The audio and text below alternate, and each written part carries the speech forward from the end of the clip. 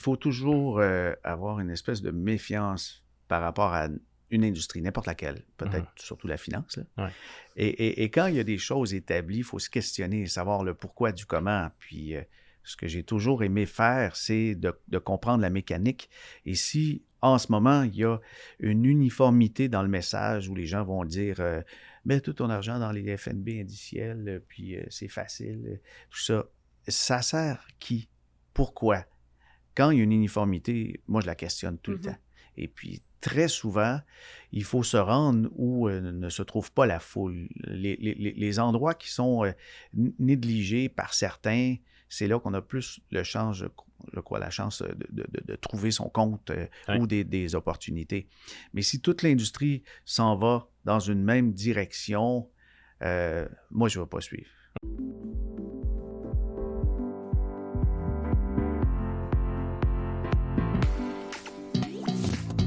Vous écoutez Les Pros de l'assurance, présentés par Emma Assurance Vie. Bonne écoute! On reçoit aujourd'hui un invité qui me marque personnellement. Je lui ai demandé quelques fois par courriel. Il a accepté qu'on le tutoie aujourd'hui. Je suis tellement... c'est drôle, c'est une marque de respect pour moi, tu sais, parce que je le vois... je suis impressionnée. Je suis impressionnée. Ben, je suis on contente. a un des piliers de l'éducation financière au Québec avec nous aujourd'hui. Fabien Major, bienvenue sur le podcast des Pros de l'assurance. C'est un honneur de t'avoir aujourd'hui avec nous. Mon Dieu, c'est gentil, un petit peu trop même. Professionnel de la finance, donc, chroniqueur économique, auteur. Tu as un parcours particulièrement intéressant, atypique. On va plonger dedans, si tu veux bien. J'aimerais que tu nous dresses un portrait. Comme tu le fais, raconte-nous un peu d'où tu viens. OK. Puis on va y aller comme ça au fil de l'histoire. Oui. Bon. Ouais. Ben, juste présentement, là, je suis planificateur financier, conseiller en gestion de patrimoine, ça veut dire en valeur mobilière, les actions, les FNB, etc. Puis aussi conseiller en sécurité financière, qui est mon tout premier permis professionnel. Là. Puis je suis associé principal et fondateur de la succursale à Santé Équipe Major. C'est à Outremont, mais on a des bureaux satellites. Puis donc, j'écris des livres depuis quelques années, chroniqueur en finance personnelle, notamment à Radio-Canada, à l'émission de Pénélope. Ça, c'est pour le présent. Pour le côté média aussi, parce que ça a pris et ça prend encore une bonne partie de ta vie. Oui, absolument. C'était mon premier travail à temps plein. Là. J'avais 19 ans comme animateur de radio dans des coins éloignés un peu, en région, Sainte-Agathe, Sainte-Adèle. J'ai travaillé à La Chute, Hawkesbury, Ontario, puis Magog. Ben, c'est parce que quand on veut commencer comme animateur de radio, les grandes radios, ils nous disent ça te prend de l'expérience, puis il faut un peu s'expatrier, se promener. Puis c'est ce que j'ai fait. J'ai habité différentes régions du Québec avant de revenir à Montréal. Puis à Montréal, c'était en fait une station sur la rive sud qui a déménagé à Montréal, qui est le 98.5. 98.5 appartenait à Jean-Pierre Coallier dans ce temps-là. Puis je commençais déjà à... Je dirais, j'avais fait de la radio très jeune, la radio étudiante à 13 ans, ce qui fait que je rêvais de faire ça. 18-19 ans, je fais de la radio. On dirait qu'à 33 ans, là, j'ai comme eu une espèce de down en me disant bon, ben si on regarde ça en termes d'importance, je mets toute ma vie dans la radio. Et puis, sur un comptoir de cuisine, tu as le toaster, tu as la machine à café, puis tu as la radio. Ils sont au même niveau.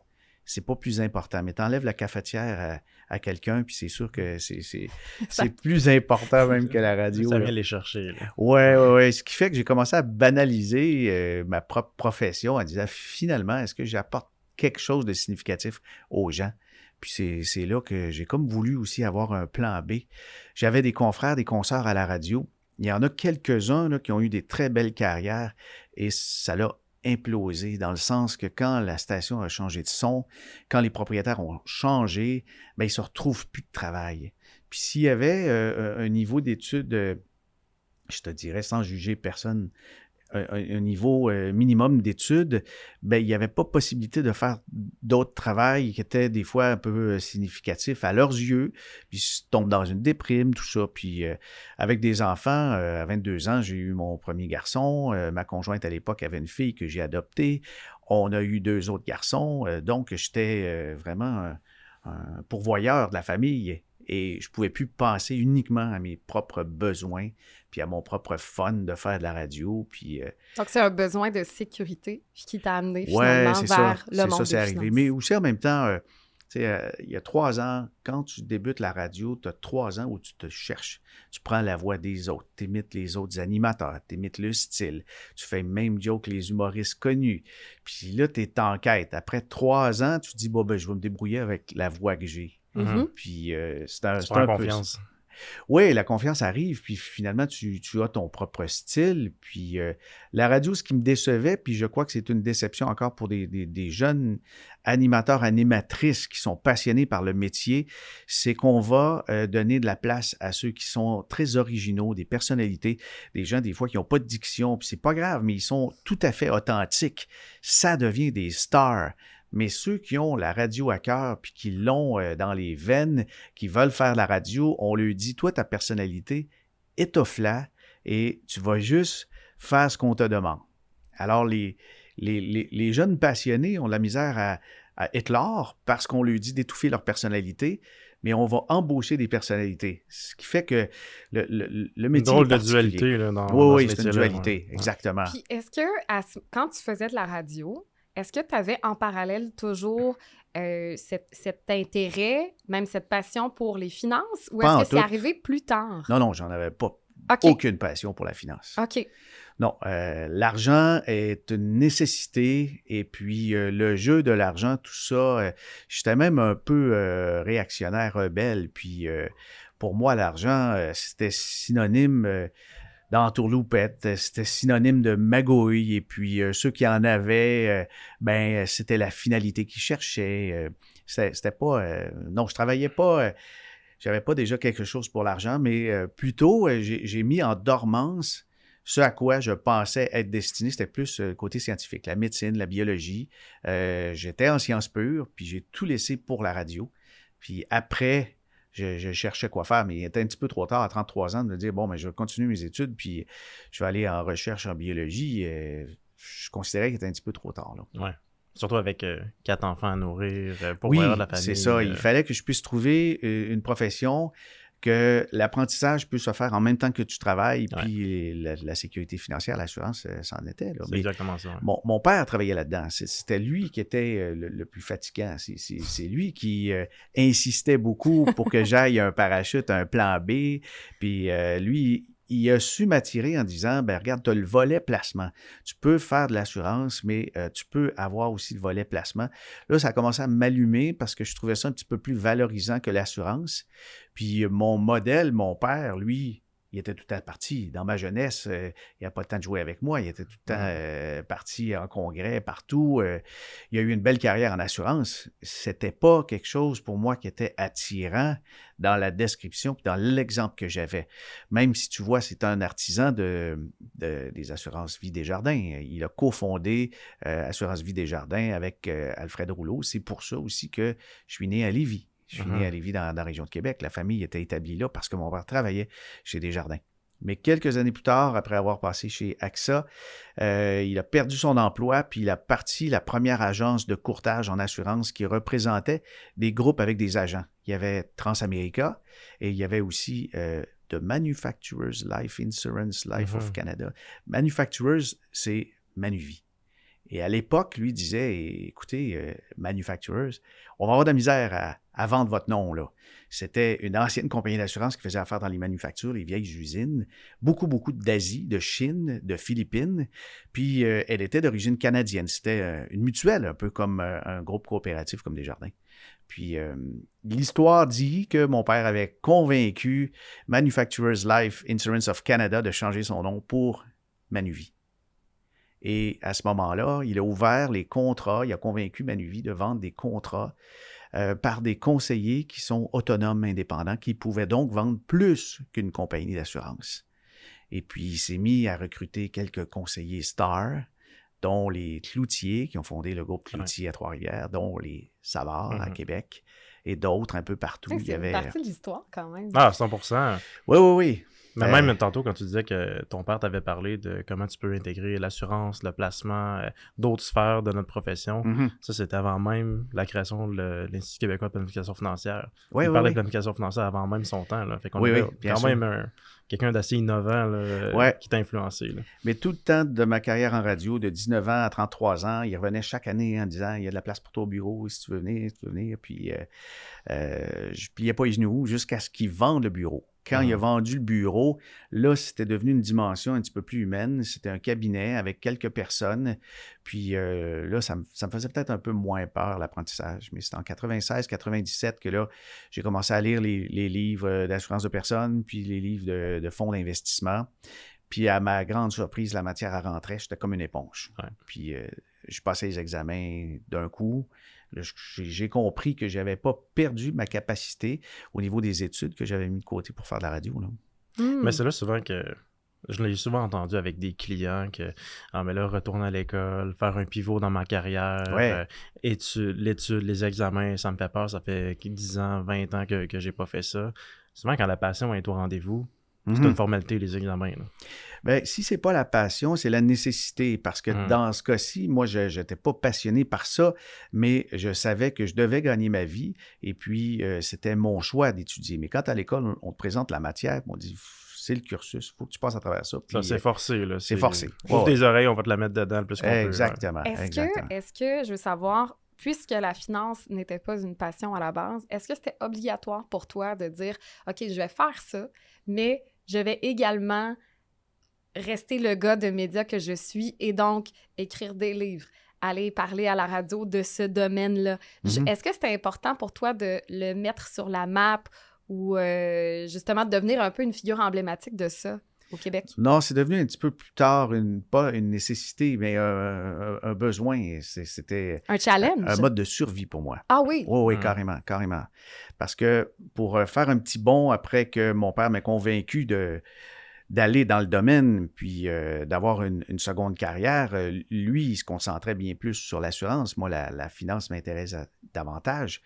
Mais j'avais comme carrément tourné la page. Puis la radio, les médias, tout ça, c'était terminé pour moi, puis j'allais me concentrer un petit peu à reculons à ce nouveau métier-là, mais il s'est passé un déclic dans la cuisine de Mme Massé, genre à Lac-à-la-Tortue, dans le nord de Trois-Rivières. Puis la dame en question, elle m'écoutait parler de ses REER, c'était imbriqué dans un contrat d'assurance, et puis elle me regardait admiratif, puis elle disait « Comment tu fais pour comprendre ça? » Là, je lui ai expliqué c'était quoi son contrat, puis est venue un peu ébahie en disant « Sais-tu, ça fait genre 15 ans que j'ai des produits comme ça, j'ai jamais réussi à les comprendre, puis tu es le premier qui me fait réaliser ce que j'ai, puis ça sert à quoi, puis qu'est-ce qu'il y a là-dedans. » Alors, j'ai compris que là, je faisais de la vraie communication. Ouais. Parce que à la radio, on a un micro, on envoie ça dans les ondes, il n'y a pas de contact, il y a une rétroaction. Des fois, le téléphone peut sonner ou on rencontre quelqu'un sur la rue qui nous raconte un peu qu'est-ce qu'on a fait le matin. Mais là, c'était de la rétroaction directe. La vraie communication, c'est un échange entre deux personnes ou plusieurs. Cet échange-là se créait dans la cuisine de Mme Massé. Et donc, je me suis dit, je fais de la communication, mais là, encore, je suis utile dans sa vie puisque elle va réaliser des objectifs. Et c'est là que j'ai eu un déclic de vulgarisation de la finance, de simplification. Il y a quelques années, je me souviens, il y a eu un papier dans Finance Investissement où est-ce que la journaliste, elle avait eu la bonne idée de faire le tour de l'industrie pour demander qu'est-ce qu'on pensait de Fabien Major, puis les résultats, c'était Fabien Major, c'est assez simpliste, sa vision, puis ses communications. Je dis chapeau, c'est exactement ce que je souhaite faire. Exact. Moi, je ne m'adresse pas aux conseillers, aux planificateurs, les autres sont convaincus. Je ne peux pas me faire des clients dans le réseau des conseillers en sécurité financière à travers le Québec. C'est les autres qui se vendent leur propre contrat, là. Je pense que c'est une des raisons pour laquelle, entre autres, les gens ne sont pas ouverts nécessairement à ce milieu-là puis le trouvent imposant et peurant. C'est parce qu'on ne le comprend pas. On ne le comprend pas, puis autant avec des ingénieurs, avec des chirurgiens oncologues, le langage financier n'est pas leur quotidien. Ouais. C'est à nous adapter, puis à faire des parallèles, à faire des images, et puis leur donner des exemples concrets. Mais la personne qui est un ingénieur en bâtiment, puis qui sait comment les grandes structures se font, les infrastructures, le REM, ces trucs-là, eux autres, ils ont plein d'affaires à nous apprendre. Je leur parle finance, ils ne comprennent pas plus, puis il faut respecter ça. C'est à nous de se rejoindre dans le milieu, dans des exemples, puis un langage commun. Mais c'est à ça que je me suis attardé à partir de l'anecdote de Mme Bassé à la tortue, à dire, bon, ben là, je m'en suis trouvé une mission, c'est de simplifier, vulgariser, expliquer la finance, prendre le temps et respecter l'intelligence des gens. Ouais. Parce que c'est pas parce qu'elle n'a pas le même langage, le même jargon que je devrais avoir une attitude de supériorité ou méprisante. Mm-hmm. Non, elle connaît plein de choses, probablement plus que moi dans plein d'autres sphères. Puis c'est là que je me rabaisse tout le temps, dans le sens que on va se rejoindre si on trouve des mots et qu'on a la même définition du mot ensemble. Mais c'est énormément d'efforts, la communication. On Puis en c'est là qu'on parlait se hier, retrouve. Félix, l'humilité. Ouais, ben, L'importance de 100%. l'humilité pour rejoindre l'humain qui est près de toi, qu'il soit de ton domaine ou d'un autre domaine. Ouais. Tout le monde a son bagage et ses forces. C'est ça. Puis là, j'ai comme compris à ce moment-là que mon rôle, c'était un rôle un peu d'éclaireur. Quand on a des jeux de société, là, des jeux comme Stratego, il y a un petit... une petite pièce de plastique, moi, qui me fascinait, là, c'était les démineurs ou encore les éclaireurs.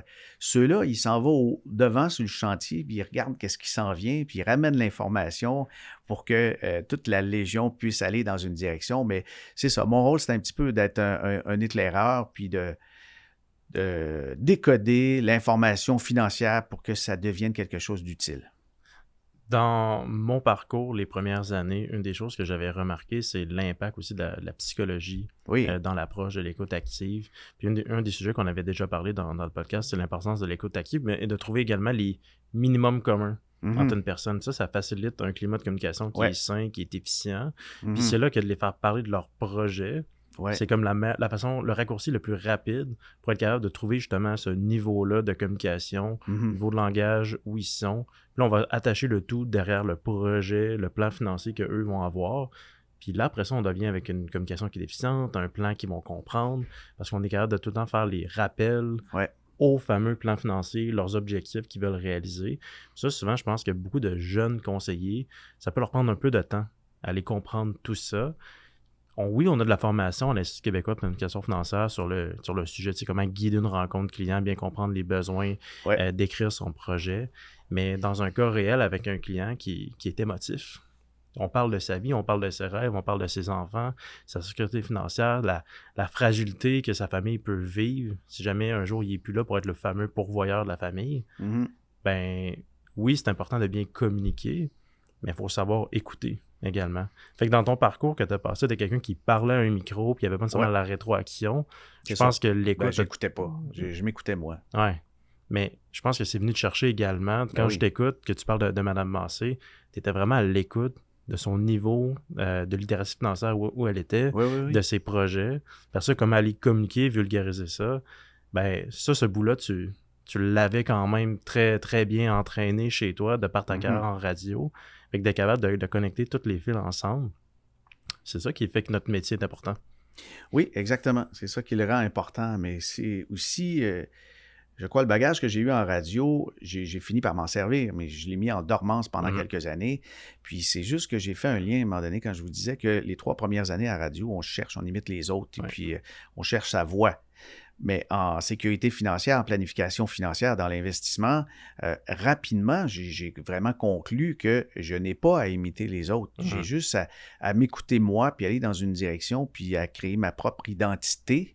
Ça, je l'ai compris assez vite. Et aussi, j'ai compris assez vite aussi que dans la vie, dans le public ou pas, il y a à peu près 50% des gens qui ne nous aiment pas pour X raisons, puis 50% qui vont nous aimer, puis on va focusser sur ceux qui nous apprécient.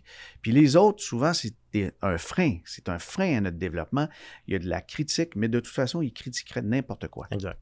Alors, faut moins les écouter. Mais s'il y a, je sais pas, 1000 personnes qui nous apprécient, 1000 personnes qui nous apprécient moins, Et notre 1000 personnes qui nous apprécient, on le fait croître et puis c'est rendu 50 000, 100 000, 200 000. On n'en a rien à foutre des autres. Exact. C'est là-dessus, il faut qu'on se concentre. Oui, on se concentre sur ceux qui nous apprécient. Puis on n'a pas à se changer, nous.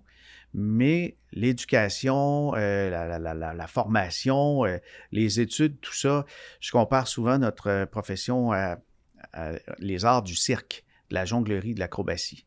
Si tu as quelqu'un qui a appris à jongler, nous, on a appris les techniques d'analyse des besoins financiers ou de planification financière.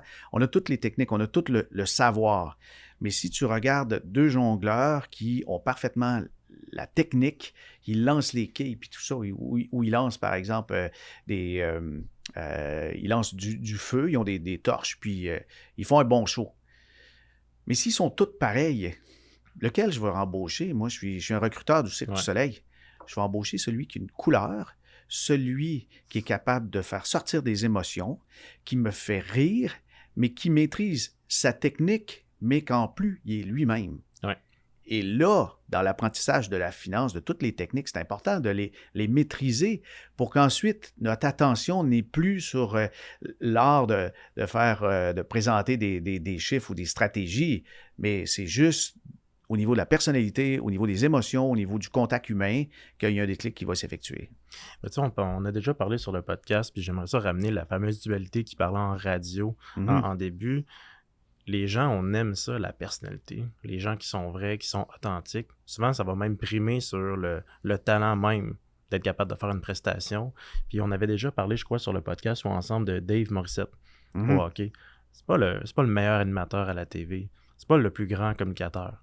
Mais une des personnes les plus authentiques qu'on a dans le sport à la télévision, c'est dur à battre. Il est Dave Morissette. Il n'y a personne qui va être aussi bon Dave Morissette que Dave Morissette.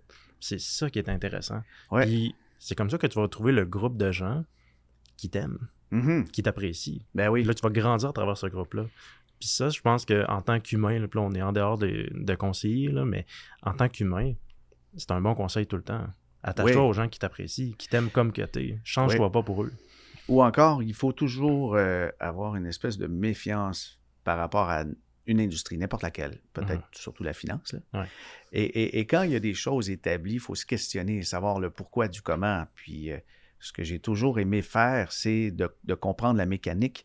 Et si en ce moment, il y a une uniformité dans le message où les gens vont dire mets tout ton argent dans les FNB indiciels, puis c'est facile, tout ça, ça sert qui? Pourquoi? Quand il y a une uniformité, moi, je la questionne tout le temps. Et puis, très souvent, il faut se rendre où ne se trouve pas la foule. Les endroits qui sont négligés par certains, c'est là qu'on a plus la chance de trouver son compte ou des opportunités. Mais si toute l'industrie s'en va dans une même direction, moi, je ne vais pas suivre. Tu trouves ça louche? C'est pas que je trouve ça louche, c'est que... Mais c'est important de questionner, c'est le processus scientifique. La première étape du processus scientifique, c'est de questionner le pourquoi. Ben oui. Comment tu es arrivé à cette conclusion-là? C'est quoi la méthodologie? Dans quel contexte que ça a été fait? Est-ce que l'étude est vraiment non biaisée? Puis souvent, c'est le problème un peu de la finance. Puis là, je vais ramener les réseaux sociaux parce que j'ai lu des notes de pré-entrevue, puis j'ai le feeling qu'on a une opinion qui est similaire par rapport à ça. Sur les réseaux sociaux, il y a des gens qui vont aller s'exprimer, qui vont parler d'une technique financière. On parle des FNB. Mets ton argent à FNB, les frais sont moins chers, t'en as plus pour ton argent dans 10-20 ans. Ils disent ça comme si c'est une vérité qui s'applique à tout le monde. Ils ont raison en partie. Mais je trouve que les plus grands planificateurs financiers, les gens que je vois là, qui sont questionnés sur le pourquoi du comment, leur réponse à n'importe quel conseil généralisé, c'est « ça dépend ». Ça dépend de ton objectif, ça dépend de où tu vas aller, ça dépend de ton passé, ça dépend de plusieurs choses. La gestion active comme la gestion passive ont leurs forces et leurs avantages. Bien, j'ai vu très tôt, en tout cas, des désavantages parce que, justement, je me limitais à la gestion indicielle dans mes débuts, là, il y a 25 ans, plus de 25 ans.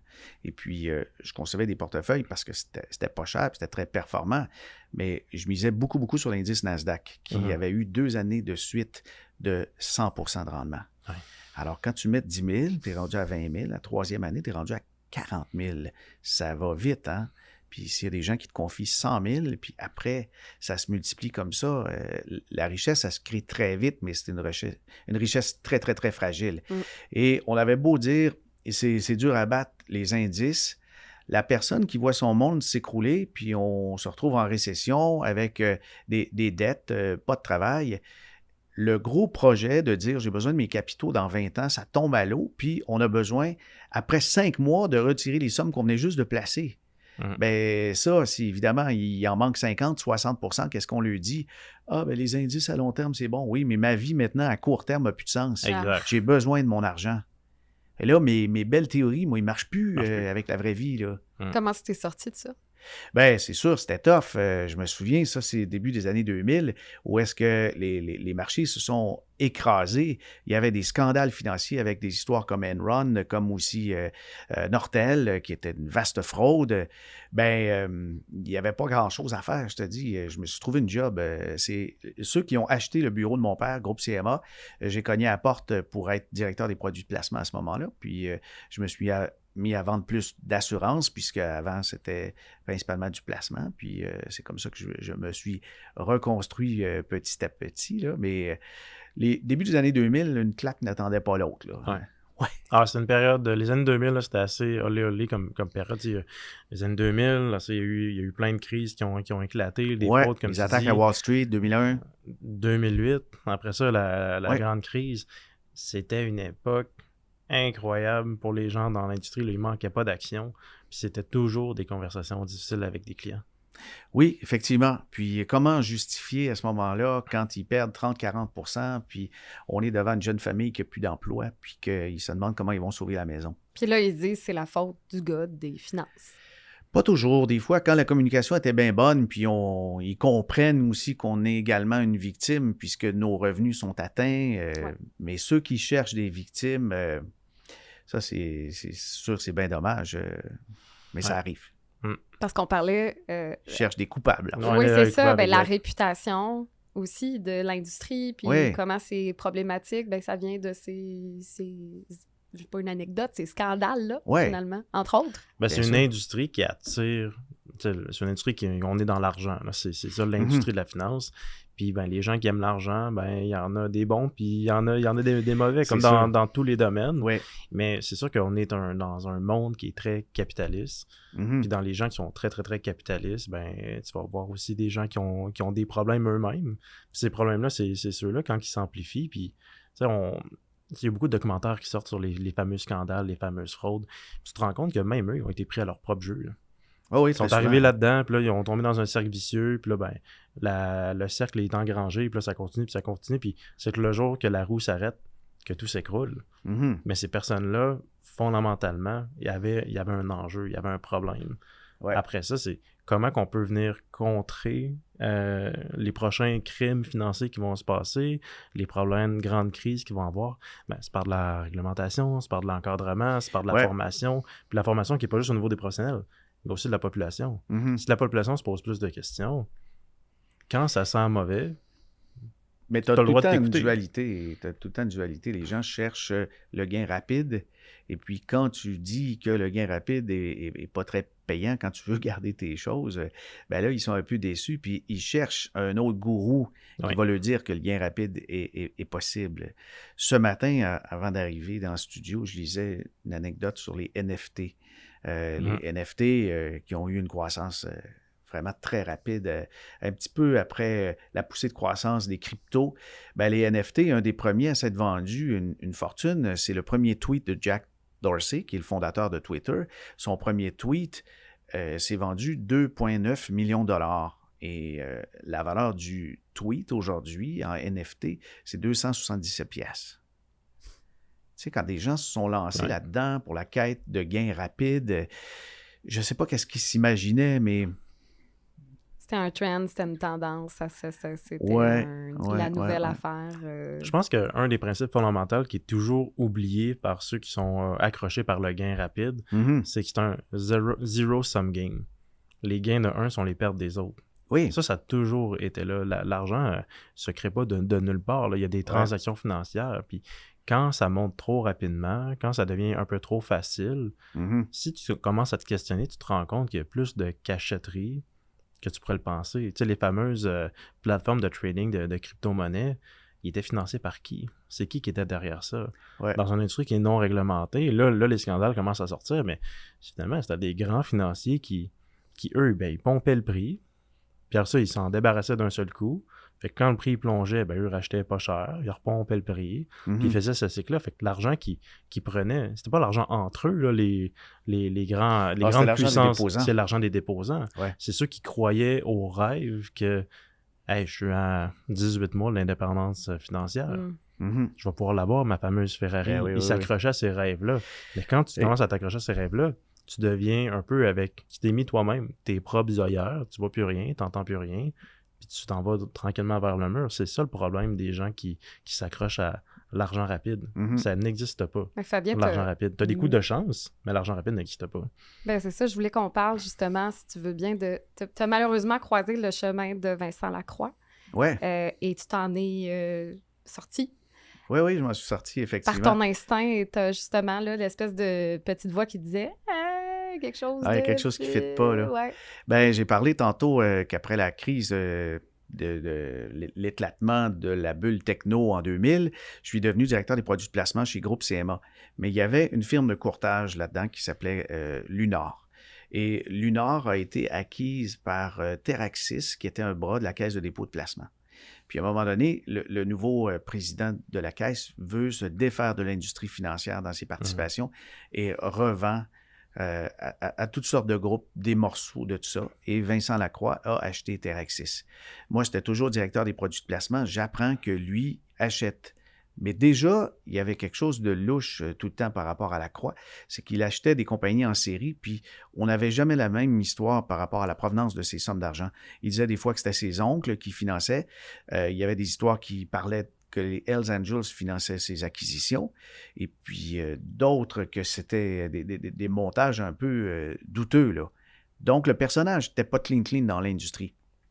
Mais comme directeur des produits de placement, donc, après l'acquisition, il y a des meetings et j'apprends donc que je suis un petit peu sur son payroll par le fait qu'il vient juste d'acheter l'entreprise, mais il réunit les conseillers et puis dans une salle, pas très loin du Vieux-Montréal, se trouve une des salles mythiques à Montréal, puis le Mount Stephen Club sur la rue Drummond.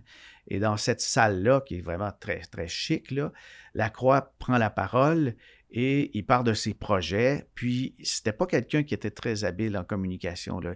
Il bredouillait, il bégayait, il s'enfargeait dans ses notes. C'était très vague. Mais il a demandé aux conseillers qui avaient des questions de se lever. Et puis, moi, je me lève et je demande quels étaient ses projets concernant les valeurs mobilières. Puis là, il a dit, il n'y en a pas de projet. On n'a pas parlé de ça, puis c'est pas ça à table à dessin. Puis là, moi, j'ai dans la main le document qui est présenté à tout le monde, là. On a les slides du PowerPoint, puis avec une petite étoile dans le bas, c'est écrit « Et, mettons, en 2018, lancement de la plateforme de valeur mobilière. » J'ai dit « C'est écrit, c'est dans vos notes. » Là, il est venu tout blême. C'est comme s'il y a un ancien document qui n'avait pas complètement corrigé, qui s'était retrouvé dans sa présentation finale. Mais il est devenu vraiment très hésitant et sur ses gardes. Puis les autres conseillers, on s'est dit, pourquoi il nie ça, puis c'est sans des documents? Ouais. Ça, c'est 2-3 petits indices qui montraient que le personnage était brouillon, puis commençait à commettre des erreurs. Puis là, j'avais une petite voix qui disait, écoute, sac ton camp, va-t'en de l'eau plus sacrant. J'ai contacté tous mes clients. J'ai contacté aussi un maximum de conseillers. On était peut-être un groupe de 25, et puis ça sentait pas bon. On n'avait pas mis le doigt dessus, mais il y avait quelque chose qui était inquiétant. Puis on a déplacé nos clients, le groupe de 25, là. On a déplacé tous nos clients, ils n'ont pas perdu une scène. On était bien contents de tout ça, mais en même temps, il y a plein d'indicateurs qui nous mentionnaient qu'il y avait quelque chose de louche, mais on ne pensait pas que c'était de la fraude à grande échelle quand même. Oui, bien souvent, tu le découvres après les faits, l'ampleur de la chose, comment c'était, mais souvent, suivre son instinct, quand justement on se met à questionner, qu'on fait de la recherche, puis que plus on creuse, plus ça sent mauvais, ouais. Ben c'est important de s'écouter. Ouais, Faut pas se dire, ça doit être que j'ai mal compris. Mm-hmm. Notre petite voix, là, C'est ça. souvent a raison. Là.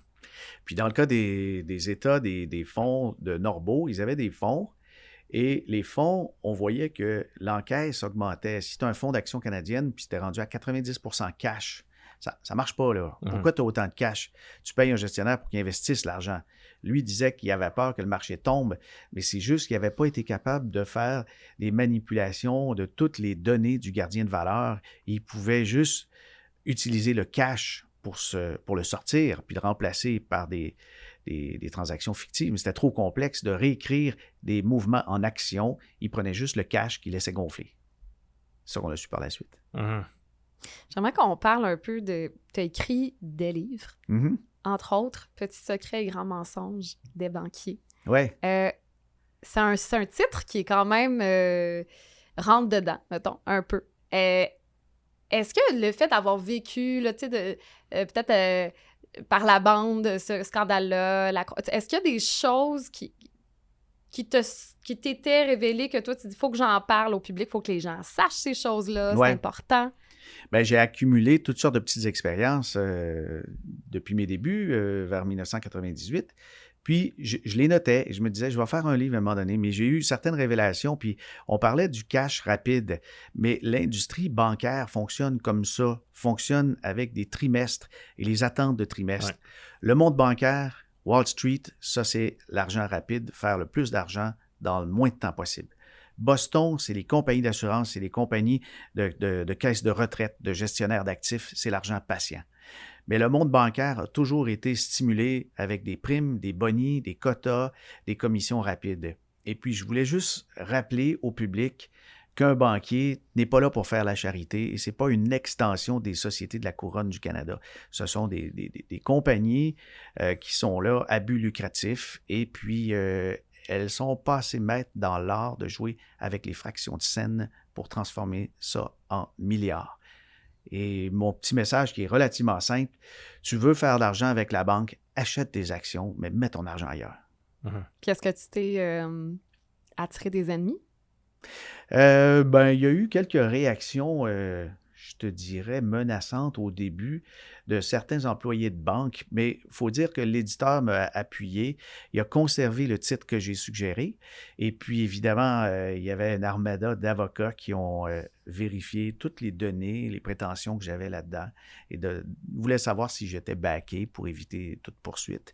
Mais en même temps, sur la publication du livre, lorsque c'est sorti, il y avait en plus une série de scandales où des employés des banques confirmaient un petit peu ce que je disais et vivaient des pressions indues, des ventes de cartes de crédit, notamment à des gens qui en avaient plein les poches, puis que l'objectif était de faire des chiffres, d'atteindre des cibles de vente. Puis c'était donc des vendeurs et ils sont allés chercher des permis, aller chercher des titres financiers. Puis c'est des gens aussi désabusés. Aujourd'hui, je pense que beaucoup de ces employés-là, ils devraient peut-être se ressourcer, faire autre chose, puis se réaliser parce qu'ils ont transformé un peu leur rêve d'être utile en finance au service des patrons qui veulent atteindre leurs chiffres et bonis, là. Puis ce qui arrive, c'est que cet héritage-là, ça fait des années, tu sais, on ne parle pas des 10 dernières années que le problème existe, c'est depuis que les banques existent, là, ce phénomène-là de ramener de l'argent à court terme pour les actionnaires existe depuis très longtemps. Je pense qu'en ce moment, là, dans les 12-18 derniers mois, quand on voit l'environnement inflationniste dans lequel on se trouve, la hausse des taux d'intérêt pour réagir à ça, le protectionnisme au niveau du taux de change Canada et États-Unis qui se passe actuellement, la pression qui ça met sur le système financier, c'est majoritairement absorbé par les jeunes familles. Puis ça, on commence à voir les limites de jouer avec donner trop d'accès à des liquidités, à du crédit. C'est dangereux de faire ça. Ça va pas seulement en adéquation avec l'augmentation de l'altérité financière. Il y a un peu là l'enjeu. Là. Mais il y a quelque chose qui s'est transformé. J'ai vu aussi la transformation dans les années 90, puis elle avait commencé dans les années 80. Un ancien premier ministre, Paul Martin, a libéralisé les services financiers au Canada. Il a permis aux banques d'acheter des compagnies de valeurs mobilières. Il a permis aux banques d'acheter des compagnies d'assurance et aussi d'avoir toutes sortes de filiales. Dans le passé, c'était très restreint. Comme dans bien des pays occidentaux, tu ne peux pas avoir autant de filiales et des vases communicants et refiler des clients à une division et l'autre. Cet environnement-là, qui est devenu une cohabitation un petit peu malsaine au détriment des clients, c'est un peu ce que j'ai dénoncé. Le Canada a un système particulier où il nourrit des oligopoles. Ça veut dire un nombre restreint d'entreprises dans un secteur qui domine tout. Les télécoms, les pétrolières, les banques, les épiceries, c'est la même chose. Au Canada, ce sont des petits groupes qui contrôlent le marché, des fois avec près de 90% de parts de marché à se partager en 4-5 joueurs majeurs. Et ceux qui ont des idéaux, qui veulent changer le monde ou qui veulent juste bien servir le client, doivent se débrouiller puis jouer du coude là-dedans. Et pour le bénéfice de ceux qui nous écoutent, par exemple, si je suis jeune conseiller, jeune conseillère, tu nous parles, t'es presque politicien par la bande, je trouve, parce qu'il y a comme tout se touche finalement. Tu jongles avec beaucoup de choses. Pour le faire, tu as des structures, tu as des façons de gérer les priorités.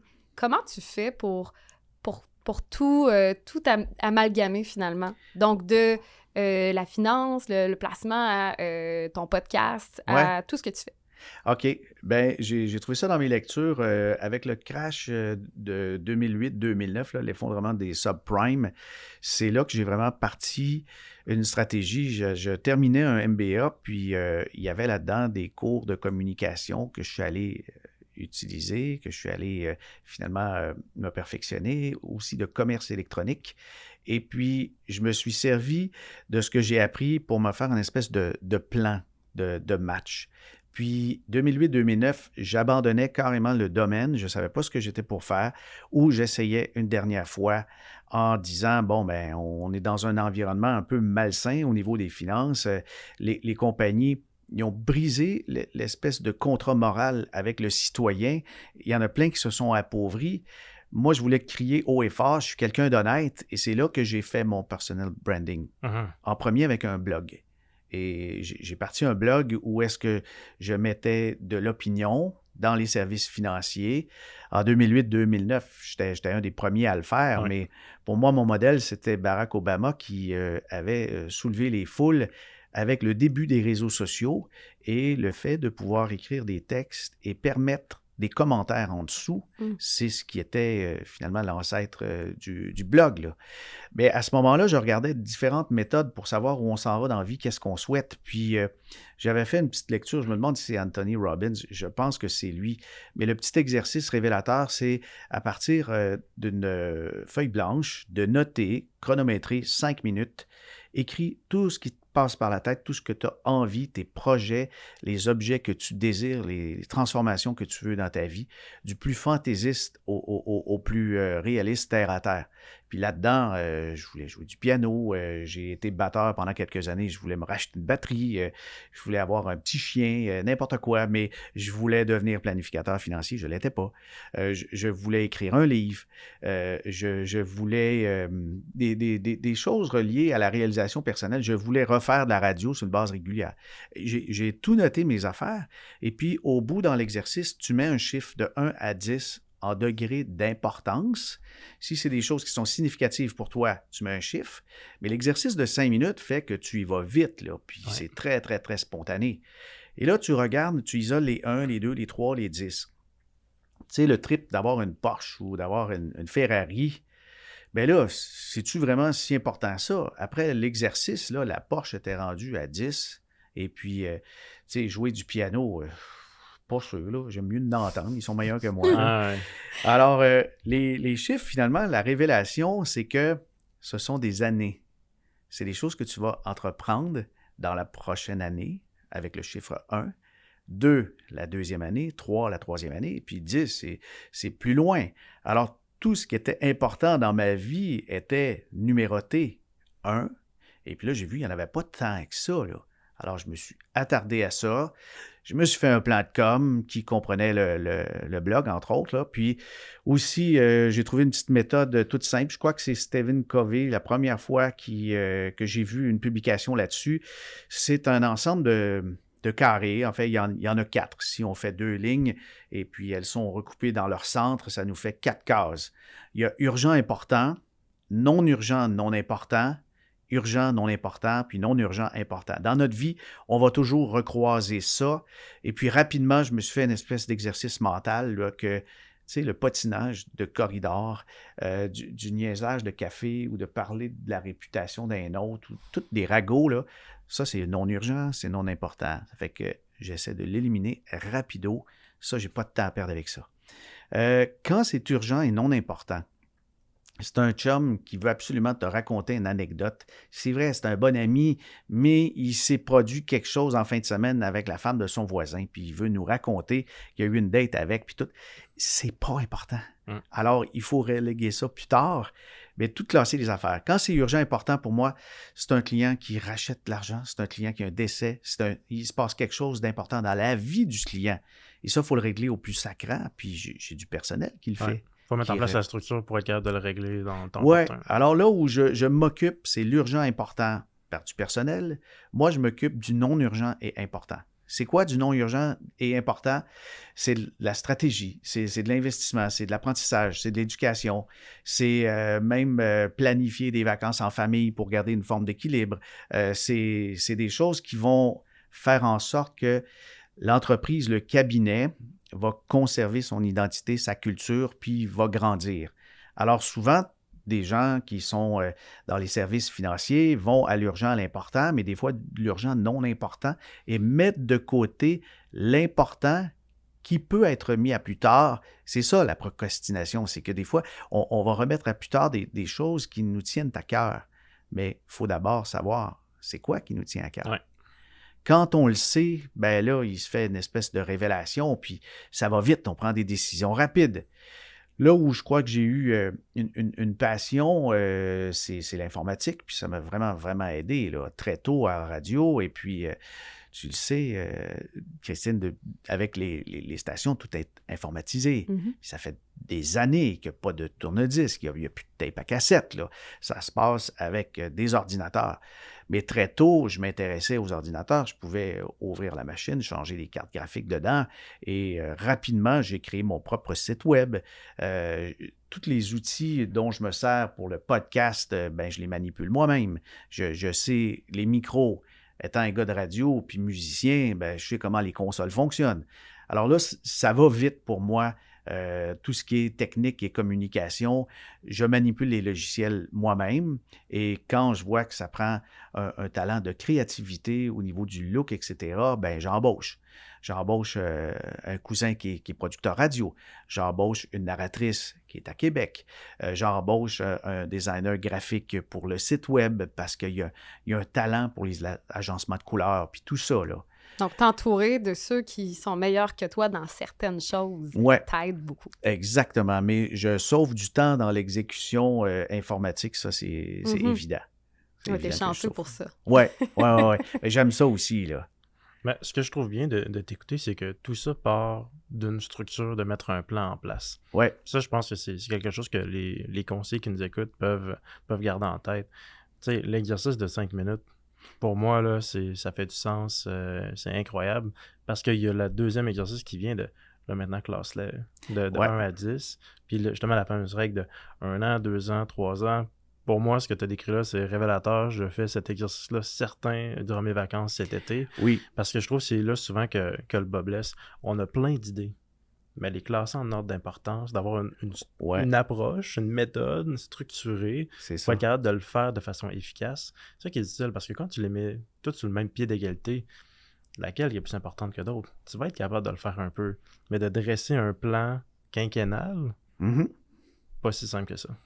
Non, c'est pas si simple que ça, mais c'est de revenir à qu'est-ce qui est important pour moi, qu'est-ce qui est important pour le client, qu'est-ce qui est important pour nos proches. C'est de faire parler aussi. C'est là que la technique d'entrevue apprise à la radio a aussi son utilité. les meilleurs animateurs, j'ai eu la chance de travailler avec un des tops au Québec qui était mon patron à 98.5 avant que ça se fasse acheter par Cogeco, c'était Jean-Pierre Coallier. Jean-Pierre Coallier, il est devenu une star de l'interview et son rôle, il le décrivait très, très simplement. Il disait, moi, je dois mettre en valeur mon invité. Mhm. C'était juste ça. Alors, il se renseigne, il pose des questions qui sont ouvertes et l'invité se raconte. Puis là, ça faisait des moments fabuleux. Là. Puis il a même utilisé le terme ad-lib, qui était le nom de son show à la radio de fin de soirée, mais c'était un show comme les grands shows américains, comme Jimmy Kimmel et autres. Là. Ouais. Et puis, Coallier performait. Ad-lib, c'était pas tout à fait ad-lib, c'était préparé, structuré. Puis, Mais c'était en live. Ouais. Ça se fait très peu aujourd'hui. Ça se fait très peu, en effet. Oui, mais c'est la richesse. Ah ouais, ça prend une maîtrise incroyable. Mais c'est vrai, c'est un grand. Mais ça crée des moments humains. Ouais. Moi, c'est ça que j'aime du live. Ouais. C'est que il y a, tu sais, le live structuré surtout, parce qu'on s'entend, le but, c'est de faire un show, c'est de raconter une histoire, c'est d'intéresser les gens. La structure, la préparation, c'est un élément qui est clé pour être capable de livrer ça. Mhm. Mais de laisser des moments humains, live, un bafouement, un rire un peu plus intense que prévu parce qu'on s'est fait surprendre, c'est ces moments-là qui nous attachent ensemble. C'est là. la richesse, oui. Ouais, ouais. Puis Fabien, on va se laisser là-dessus. L'avenir pour toi, puis selon ton plan, dans les prochaines années, on peut aller jusqu'à 10 ans. OK. On suit ta fiche, si tu en as une, pour les 10 prochaines années. Ben, moi, je vois l'avenir certainement réjouissant. Je trouve que dans les services financiers, autant en assurance qu'en planification que dans l'investissement, il y a un gros transfert de richesse qui se fait.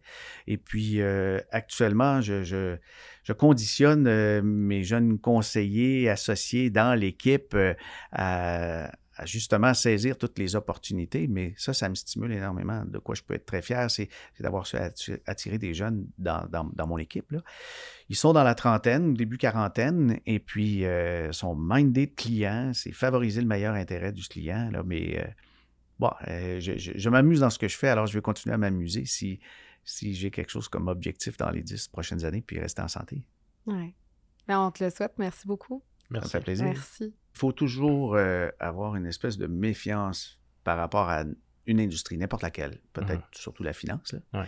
Et quand il y a des choses établies, il faut se questionner, savoir le pourquoi du comment. Puis ce que j'ai toujours aimé faire, c'est de comprendre la mécanique.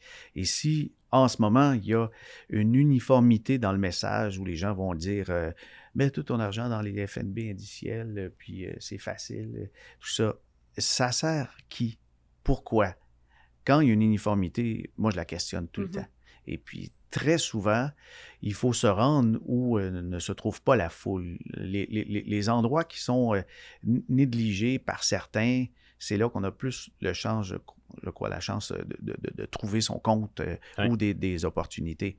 Mais si toute l'industrie s'en va dans une même direction, moi, je ne vais pas suivre.